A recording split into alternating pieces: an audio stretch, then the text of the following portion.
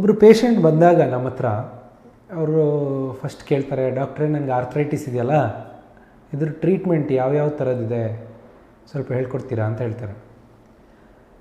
ಹೀಗೆ ಕೇಳಿದಾಗ ಭಾಳ ಕಷ್ಟ ಆಗುತ್ತೆ, ಯಾಕಂದರೆ ಎಷ್ಟೊಂದು ಟ್ರೀಟ್ಮೆಂಟ್ ಇದ್ದಾವೆ, ಹೆಂಗೆ ಹೇಳೋದು ಇವೆಲ್ಲ ಯೋಚಿಸ್ಬೇಕಾಗುತ್ತೆ. ಆದರೆ ಸರಳವಾಗಿ ಹೇಳ್ಕೊಡ್ಬೇಕು ಅಂತ ಹೇಳಿದ್ರೆ 4 ವಿಧದ ಟ್ರೀಟ್ಮೆಂಟ್ ಇದೆ. ಅದು ಈ ಆರ್ಥ್ರೈಟಿಸ್ ನಮ್ಮದು ಇನ್ಫ್ಲಮೇಟ್ರಿ ಆರ್ಥ್ರೈಟಿಸ್ ಆದರೆ, ಅಂದರೆ ಇಮ್ಯೂನ್ ಸಿಸ್ಟಮ್ ಪ್ರಾಬ್ಲಮಿಂದಾಗಿ ಉಂಟಾಗೋ ಆರ್ಥ್ರೈಟಿಸ್ ಆದರೆ 4 ವಿಧದ ಟ್ರೀಟ್ಮೆಂಟ್ ಇದೆ ಅಂತ ಇಟ್ಕೊಳ್ಳೋ. ಫಸ್ಟ್ ಲೈನ್ ಏನಂತೀವಿ, ಇದಕ್ಕೆ ಇಮ್ಯುನೋಸಪ್ರೆಸೆಂಟ್ಸ್ ಆರ್ ಇಮ್ಯುನೋಮಾಡ್ಯುಲೇಟರ್ಸ್ ಅಂತೀವಿ. ಇಮ್ಯುನೋಸಪ್ರೆಸೆಂಟ್ ಅಥವಾ ಇಮ್ಯುನೋಮಾಡ್ಯುಲೇಟರ್ ಅಂದರೆ ನಮ್ಮ ಇಮ್ಯೂನ್ ಸಿಸ್ಟಮ್ನ ಸ್ವಲ್ಪ ಅಡ್ಜಸ್ಟ್ ಮಾಡೋಕ್ಕಿರೋದು. ಇದು ಅಡ್ಜಸ್ಟ್ ಮಾಡಿಬಿಟ್ಟು ಎಲ್ಲಿ ಆರ್ಥ್ರೈಟಿಸ್ ಆಗ್ತಿದೆಯೋ ಇಲ್ಲ ಅದರಿಂದ ಆಗ್ತಿರೋ ಬೇರೆ ಬೇರೆ ಆರ್ಗನ್ಸಲ್ಲಿರೋ ಪ್ರಾಬ್ಲಮ್ಸ್ನೆಲ್ಲ ಕಂಟ್ರೋಲ್ ಮಾಡೋಕ್ಕಿರೋ ಇಮ್ಯೂನ್ ಸಿಸ್ಟಮ್ನ ಸ್ವಲ್ಪ ಕಡಿಮೆ ಕೆಲಸ ಮಾಡಿಸ್ತೀವಿ. ಇದಕ್ಕೆ ಇಮ್ಯುನೋಮಾಡ್ಯುಲೇಟರ್ ಡ್ರಗ್ಸ್ ಅಂತೀವಿ ಅಥವಾ ಇಮ್ಯುನೋಸಪ್ರೆಸಿವ್ ಡ್ರಗ್ಸ್ ಅಂತೀವಿ. ಇದು ಯಾವುದಪ್ಪ, ಉದಾಹರಣೆಗೆ ಇವಾಗ ಸ್ಟಿರಾಯ್ಡ್ಸ್ ಏನಿದೆಯಲ್ಲ, ಸ್ಟಿರಾಯ್ಡ್ಸ್ ಇಸ್ ಅ ಇಮ್ಯುನೋಸಪ್ರೆಸೆಂಟ್ ಡ್ರಗ್. ಅದು ಬಿಟ್ಟರೆ ಮಿಥೋಟ್ರಿಕ್ಸೇಟ್ ಅಂತೀವಿ, ಅದಲ್ಲದೆ ಸಲ್ಫಾಸ್ಯಾಲಿಸಿನ್, ಹೈಡ್ರಾಕ್ಸಿಕ್ಲೋರೋಕ್ವಿನ್, ಲೆಫ್ಲುನಮೈಡ್, ಮೈಕೋಫಿನಲೇಟ್ ಮಾಫಿಟಿಲ್ ಇವೆಲ್ಲನೂ ಇಮ್ಯುನೋಮಾಡ್ಯುಲೇಟರಿ ಡ್ರಗ್ಸ್. ಇದು ಫಸ್ಟ್. ಎರಡನೇದು ಏನು ಟ್ರೀಟ್ಮೆಂಟ್ ಇರುತ್ತೆ, ಫಿಸಿಯೋಥೆರಪಿ ಇರುತ್ತೆ. ನಾನ್ ಫಾರ್ಮಕಾಲಜಿಕಲ್ ಇಂಟರ್ವೆನ್ಷನ್ಸ್ ಅಂತೀವಿ. ಇದಕ್ಕೆ ಫಿಸಿಯೋಥೆರಪಿ ಇರುತ್ತೆ, ಇಲ್ಲ ಬೇರೆ ಥರ ಪೇಯ್ನ್ ರಿಲೀಫ್ ಮೊಡ್ಯಾಲಿಟೀಸ್ ಇರುತ್ತೆ, ಯಾವ್ದಾರ ನರ್ವ್ ಬ್ಲಾಕ್ ಮಾಡ್ತೀವಿ. ಇವೆಲ್ಲನೂ ನಾನ್ ಫಾರ್ಮಕಾಲಜಿಕಲ್ ಮೊಡ್ಯಾಲಿಟೀಸ್ ಆಫ್ ಟ್ರೀಟ್ಮೆಂಟ್. ಮೂರನೇದು ಸರ್ಜಿಕಲ್ ಅಪ್ರೋಚ್. ಈಗ ಸರ್ಜರಿ ಬೇಕಾಗುತ್ತೆ. ಕೆಲವರಿಗೆ ಏನಾಗುತ್ತೆ, ಜಾಯಿಂಟ್ ಆರ್ಥ್ರೈಟಿಸ್ ತುಂಬ ಪ್ರೋಗ್ರೆಸ್ ಆಗಿ ಎಂಡ್ ಸ್ಟೇಜ್ಗೆ ಹೋಗ್ಬಿಟ್ಟಿರುತ್ತೆ, ಅವರಿಗೆ ಜಾಯಿಂಟ್ ರಿಪ್ಲೇಸ್ಮೆಂಟ್ ಬೇಕಾಗಿರುತ್ತೆ. ಕೆಲವರಿಗೆ ಏನಾಗುತ್ತೆ, ಸಣ್ಣ ವಯಸ್ಸಲ್ಲಿ ಆರ್ಥ್ರೈಟಿಸಿಂದಾಗಿ 2 ಕಾಲುಗಳು ಬೇರೆ ಬೇರೆ ಅಳತೆಯಲ್ಲಿರುತ್ತೆ, ಅಂದರೆ ಒಂದು ಕಾಲು ಇನ್ನೊಂದು ಕಾಲಕ್ಕಿಂತ ಉದ್ದ ಇರುತ್ತೆ. ಹಾಗಿದ್ದಾಗ ಸರ್ಜರಿ ಮಾಡಿ ಅದನ್ನ ಕರೆಕ್ಟ್ ಮಾಡಬೇಕಾಗುತ್ತೆ. ಸೊ ಸರ್ಜಿಕಲ್ ಇಂಟರ್ವೆನ್ಷನ್ ಬೇಕಾಗ್ಬೋದು. ಇದು ಮೂರನೇ ಥರ ಟ್ರೀಟ್ಮೆಂಟ್. ನಾಲ್ಕನೇ ಥರ ಟ್ರೀಟ್ಮೆಂಟ್ ಅಂದರೆ ಅಸೋಸಿಯೇಟೆಡ್ ಕೋಮಾರ್ಬಿಡಿಟೀಸ್ ಆರ್ ಕಾಂಪ್ಲಿಕೇಶನ್ಸ್ಗಿರೋದು.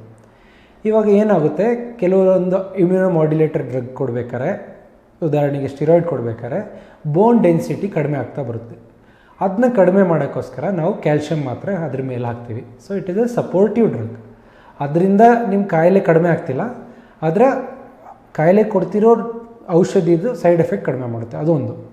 ಇಲ್ಲಾಂದರೆ ಕೆಲವರಿಗೆ ಎನಿಮಿಯಾ ಇರುತ್ತೆ, ರಕ್ತದ ಇದು ಕಡಿಮೆ ಇರುತ್ತೆ, ರಕ್ತದ ಅಂಶ. ಅವ್ರಿಗೆ ರಕ್ತ ಏರ್ಸಕ್ಕಿರೋದು B12, ಫೋಲೇಟ್ ಇಲ್ಲ ಐರನ್ ಸಪ್ಲಿಮೆಂಟ್ಸ್ ಕೊಡ್ತೀವಿ. ಇಲ್ಲ ಕೆಲವರಿಗೆ ಕಿಡ್ನಿ ಪ್ರಾಬ್ಲಮ್ ಇರೋರಿಗೆ BP ಹೆಚ್ಚಾಗಿರುತ್ತೆ, ಸೊ BP ಮಾತ್ರನೂ ಕೊಡ್ತೀವಿ. ಈ ಥರ ಬೇರೆ ಬೇರೆ ಸಪೋರ್ಟಿವ್ ಮೆಡಿಕೇಷನ್ಸ್ ಬೇರೆ ಕೊಡ್ತೀವಿ. ಸೊ 4 ವಿಧಗಳು.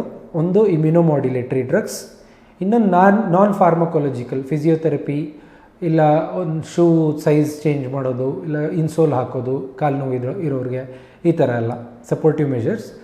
ಮೂರನೇದು ಸರ್ಜಿಕಲ್ ಮೆಷರ್ಸ್ ಆ್ಯಂಡ್ 4ನೇದು ಸಪೋರ್ಟಿವ್ ಟ್ರೀಟ್ಮೆಂಟ್. ಇವೆಲ್ಲ 4 ವಿಧದ ಟ್ರೀಟ್ಮೆಂಟ್.